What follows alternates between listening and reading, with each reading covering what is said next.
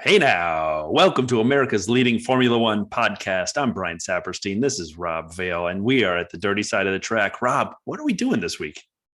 This week, we are going to be doing our crash course into Formula One. For all those new listeners, hopefully something to help educate them so when they're watching the races, things make sense. And for the veterans out there, it'll be ammunition for them to poke fun at us when we make lots and lots of mistakes, and they can revel in pointing that out to us. So really looking forward to this.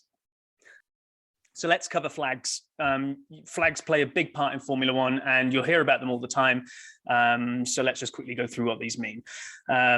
Yellows are the ones we hear about a lot. Basically all mean danger, and they come in three flavors. You'll hear people talking about there's a yellow flag, and it just means there's danger near the track. Then there's a waved single. Oh, there's a waved single in sector one. It means there's danger on the track when they're waved. And then you get the good old double waved, which is block track. Really need to back off when you're under double yellows. All three of them. It doesn't matter which flavor of yellow, you can't overtake in the zone that is being governed by a yellow flag. Yellow and red stripe. I'm not sure I've ever even seen one of these, but slippery track due to oil. It could be water, but usually kind of some sort of slippery surface ahead. Green is everything's great. Get going again. So if you've been through either maybe the whole session was under yellows or what have you, or just one particular sector was under yellows, you're going to get the green flag when it's great to go racing again. I think, and all these flags, by the way, there are physical flags, flag wavers on the side of the marshals, but I think you get the lights on the dash as well. So the drivers are actually getting kind of the LED equivalent of it as well. When you say dash, it's like literally on the steering wheel. Steering wheel, sorry, they don't really have a dash. Yeah. They have a dashboard on their steering wheel. Exactly. Then we get the blues, which are the ones that always cause the controversy because the driver behind never thinks that the guy in front is obeying the blue. So what's he supposed to be obeying? Well, if you're basically the slow guy at the back, the blue flag means get ready to move over and get out of the way, slow coach, because the real racers are coming around.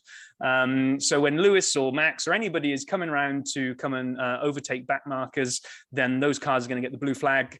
They need to find a safe spot to kind of pull out of the way and let them past. And if they get three waved blues in a row, then they're going to get a penalty. And there's been a number of drivers down the years that have been historically rubbish at getting out of the way of blue flags. Well, Nikita led the league in blue flags last year. So hopefully Haas is better this year, and that's not quite the same situation, but we'll see.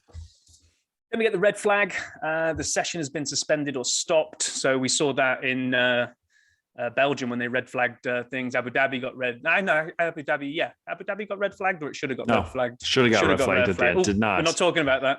Yeah. Saudi Arabia, Jeddah did the race before. Right. Jeddah, we had the multiple restarts, Jeddah. Then we get the black and white flag, not the checkered version of it, but a kind of a diagonal stripe. And it's for football fans. I'm not saying it. I'm not saying my word. I'm saying my football. It's like a yellow card. It's a warning. It might be for going over track limits, dangerous driving, whatever it might be. It's a warning. And if you get a repeat of a number of times, then you're going to get the black flag. Black flag is the one you don't want to see. That means you have been disqualified, return to the pits, go and sit in the corner, hang your head in shame, and you're black flagged.